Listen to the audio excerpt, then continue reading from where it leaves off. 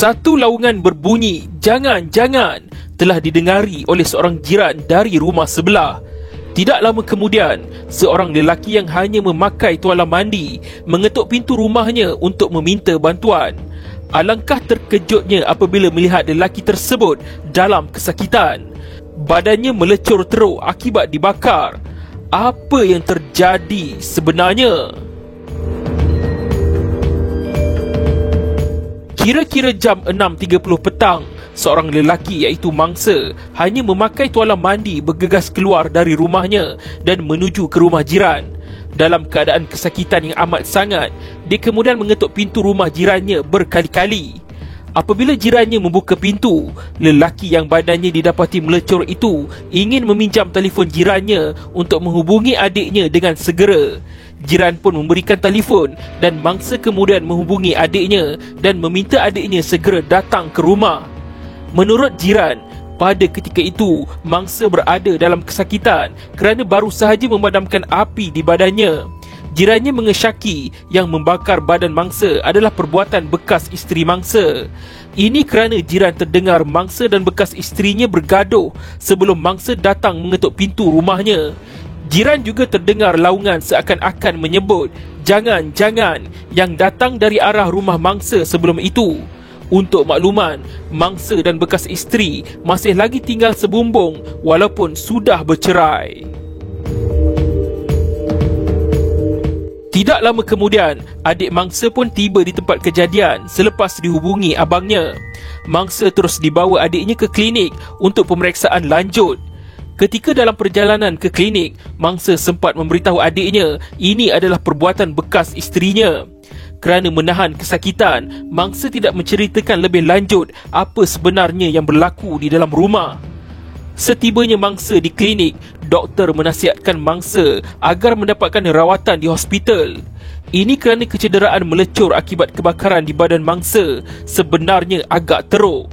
Doktor menasihatkan mangsa supaya dihantar ke Johor Specialist Hospital. Bagaimanapun, rawatan yang dibuat di hospital tersebut hanya untuk 12 jam sahaja.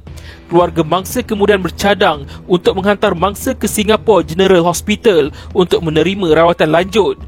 Mangsa berada di hospital tersebut selama 12 hari. Selepas 12 hari menerima rawatan di sana, mangsa akhirnya disahkan telah meninggal dunia. Doktor pakar mengesahkan mangsa mati kerana septikemia akibat melecur teruk. Persoalannya di sini, adakah kematian mangsa boleh dianggap sebagai dibunuh? Suspek yang tidak didedahkan namanya telah ditahan polis dan didakwa membunuh bekas suaminya di dalam sebuah rumah di Taman Bertuah, Ulu Tiram, Johor Bahru pada Jun 2001. Suspek didakwa atas kesalahan membunuh dengan niat di bawah Seksyen 302 Kanun Keseksaan. Suspek boleh dihukum gantung sampai mati jika disabitkan kesalahan. Ketika perbicaraan, anak sulung kepada tertuduh dan mangsa yang berusia 11 tahun telah menceritakan apa yang sebenarnya berlaku pada hari kejadian. Untuk makluman, tertuduh dan mangsa tinggal bersama 3 orang anak mereka di dalam rumah tersebut. Menurut anak sulung itu, pada hari kejadian, dia terdengar ibu dan bapanya bergaduh. Dia kemudian membawa 2 orang adiknya masuk ke dalam bilik mereka. Setelah itu, dia keluar dari bilik untuk melihat ibu bapanya. Semasa dia keluar dari biliknya, alangkah terkejutnya apabila dia mendapati bapanya sudah pun terbakar. Dia dapat melihat bapanya sedang berusaha untuk memadamkan api di badan pada ketika itu. Anak yang menjadi saksi kejadian ini menceritakan bahawa ibunya hanya melihat sahaja bapanya terbakar tanpa melakukan apa-apa tindakan sepatutnya. Setelah itu, dia melihat bapanya kemudian berlari keluar dari rumah dan meminta bantuan dari jiran. Setelah melihat dari fakta kes iaitu penceritaan dari anak mangsa dan tertuduh, pendakwa raya iaitu Jabatan Peguam Negara berhujah tertuduh sebenarnya mempunyai niat untuk membunuh mangsa. Tertuduh langsung tidak menunjukkan apa-apa reaksi ataupun melakukan tindakan yang sepatutnya untuk membantu memadamkan api pada badan mangsa. Oleh kerana itu, tiada lagi keraguan bagi membuktikan bahawa tertuduh yang sebenarnya membunuh mangsa. Adakah hujahan dari pendakwa raya ini boleh diterima oleh hakim mahkamah? Keputusan yang dibuat oleh Hakim Mahkamah Tinggi adalah sebaliknya. Melihat kepada fakta kejadian, mangsa meninggal dunia selepas 12 hari dimasukkan ke hospital. Perbuatan tertuduh menyimbah minyak petrol ke tubuh badan mangsa dan menyalakan api yang menyebabkan kebakaran pada badan mangsa tidak dilakukan dengan niat untuk membunuh. Tertuduh tidak berniat hendak menyebabkan kecederaan tubuh badan si mati, sebagaimana yang diketahui oleh tertuduh berkemungkinan menyebabkan mangsa mati. Perbuatan tertuduh itu tidak dibuat dengan niat untuk menyebabkan kecederaan kepada tubuh badan si mati yang mencukupi dalam keadaan biasa untuk menyebabkan kematian. Oleh kerana itu, peratus keberangkalian untuk menyebabkan kematian dalam kes ini tidak sampai pada tahap kesalahan membunuh di bawah Seksyen 302 Kanun Keseksaan. Perbuatan tertuduh menyimbah petrol ke badan mangsa tidak mencukupi untuk membuktikan ianya kesalahan membunuh.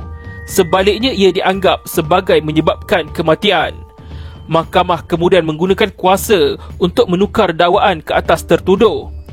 Tertuduh pada awalnya didakwa membunuh dengan niat di bawah Seksyen 302 Kanun Keseksaan telah ditukar kepada Seksyen 304(a) Kanun Keseksaan, iaitu menyebabkan kematian.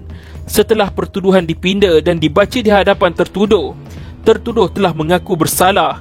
Mahkamah kemudian menjatuhkan hukuman penjara 8 tahun ke atas tertuduh atas kesalahannya menyebabkan mangsa mati. Ketika hukuman dijatuhkan, hakim ada menyebut, "Pada pandangan saya, tertuduh telah melakukan perbuatan yang sedemikian akibat daripada emosinya yang tertekan dan perasaan marahnya terhadap si mati." Tertuduh juga telah mengaku salah apabila mahkamah meminda pertuduhan terhadapnya. Pada hemat saya, ini juga menunjukkan bahawa tertuduh telah benar-benar insaf di atas kesalahan yang telah dia lakukan. Ketika perbicaraan, adik mangsa juga ada memberitahu mahkamah apakah punca sehingga abangnya dibakar. Adik mangsa memberitahu yang abangnya dimarahi oleh bekas isteri kerana mangsa mahu meminjam kereta. Bekas isteri mangsa tidak membenarkan mangsa menggunakan keretanya. Mangsa tidak sangka hanya disebabkan perkara itu bekas isterinya bertindak di luar jangkaan.